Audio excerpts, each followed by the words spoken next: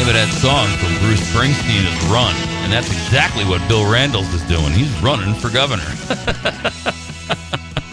We've got Bill Randles on the phone this morning, folks, and he's called in here. He's been on with us since 8 o'clock. This is our last 10 minutes, and we're going to just kind of open the floor up if there's somebody who wants to make a quick call in here. Please be succinct and quick with your question. Make sure your radio is shut off, too. We've got a caller right now. Come on, caller. How you doing today? Hi, how are you, sir? I'm good. I have a couple questions. All right. You'd see, if he's for or in favor of. You guys touched on it a little earlier about, this broadband initiative. I'm kind of curious about how he feels about busting up these co-ops. When they first were formed, they were formed to be able to distribute to the public and buy in bulk.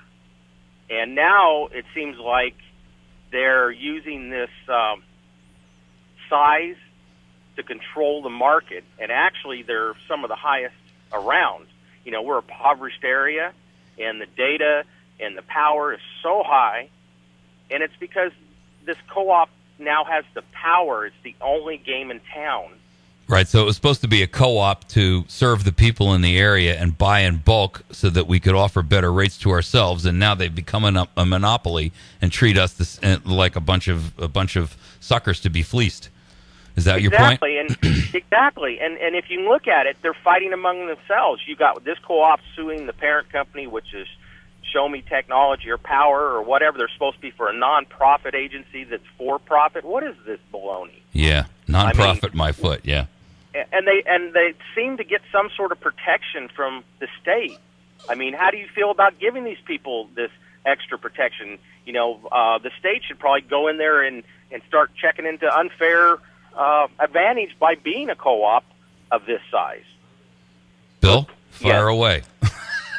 As you probably gathered, I distrust monopolies. And I think anyone that has a monopoly in this state better be operating it in the public interest at as low a cost as possible to the public, or my inclination is to break them up and let the private sector work. I want the private sector in competition everywhere it can possibly function in this state.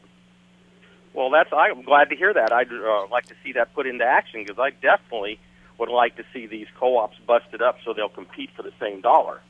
Well, the simple truth is that monopolies can only be created by government fiat, because without government intervention, there is no such thing as a monopoly. You can't have one.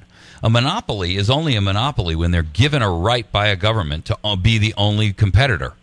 So, once you take that away, there's no more, there's no more opportunity to be a monopoly.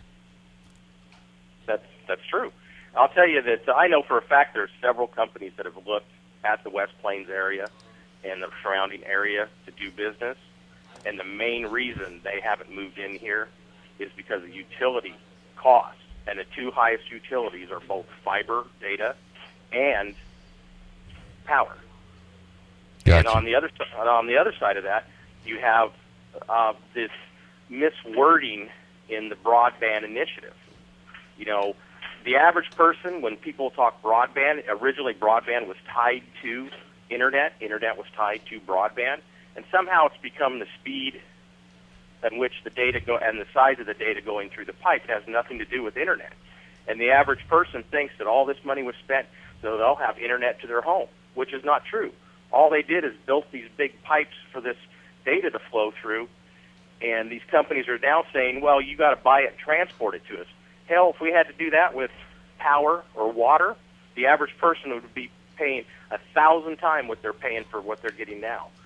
So why is the data being treated differently all of a sudden? Okay, Bill, Bill, you're going to have to address that topic, but we've got another caller coming on here. There's the lights are just lit up all over the place like a Christmas tree. There's callers with other questions. I appreciate your call, caller. Thank you very much, and for bringing that out to our awareness. It's like if you have the only restaurant in town, you can serve lousy food and charge high prices. If there are 5 restaurants in town, you get better or you go away. Exactly. Go ahead, caller. You're on the air. Just he was talking about them co-ops, and you remember it was probably a month or two ago, I called you about I was having trouble with the the Hal Oregon Electric Company wanted to put somebody else's meter on my pole. Oh, yeah, I do remember that call, yeah. Yeah, well, anyway, the guy across the street, he's a supervisor for Hal Oregon, and I don't know, he had a bug or something. So anyway, I kept telling him, no, get out of here, don't put that on my pole there. Well, they come out with the sheriff, deputy sheriff, and he stood there and talked to me while they put that thing on my pole. And this was like 4/3/12, okay? There's no electric in that meter at all. It's all zeros. It was all zeros the day it went up. It don't go nowhere. It goes absolutely nowhere because the wires they wanted to hook up to it actually belong to me. And, I told them I'd give them the right-of-way if they put the meter over on the neighbor's property where it was supposed to be. I got you. Yeah. Well, listen, we got to jump off. We're about to hit the end of the show. Thank you for your call. Anyway, I call it the meter to nowhere. It's sitting there all zeros. All right, thank you. All right, bye. Bill, we're coming up on the end of the show, so what I'm going to do is give out your website. Is there do you have a place where people can visit your site and they can sign up or participate or, I don't care what they do, volunteer, donate money? I'm sure you got a donate button on there, right? We make all of that, volunteering, donating, very easy on my website. Okay. The website, folks, is BillRandles.com. That's BillRandles.com, like candles, but with an R.